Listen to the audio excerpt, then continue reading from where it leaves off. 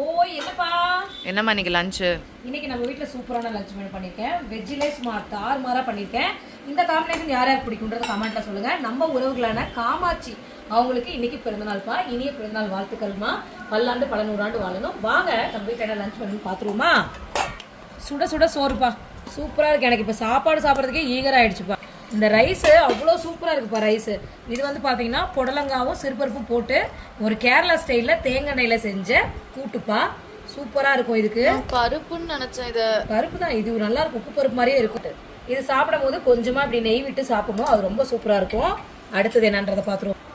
மணத்தக்காளி கீரை பொரியல், வெண்டைக்காய் மிளகுத்தூள் போட்ட பொரியல். இது வந்து ரொம்ப ரொம்ப எங்கள் வீட்டில் ஆல் டைம் ஃபேவரட், எல்லாருக்குமே ரொம்ப பிடிக்கும். மாங்காய் சீப்பியா எல்லாருக்குமே ரொம்ப பிடிக்கும். இந்த மாங்காய் சீப்பியாவோட ரெசிபி நான் ஷார்ட்ஸ்லேயே அப்லோட் பண்ணிருக்கேன். பார்க்காதவங்க டைம் இருந்தால் செக் அவுட் பண்ணி பாருங்கள். அடுத்தது தயிர்ப்பா ஊற்றிக்கலாம். இங்கே பாருங்கள், தட்டே கலர்ஃபுல்லாக இருக்குது பாருங்கள். மீல்ஸு சூப்பராக இருக்குது.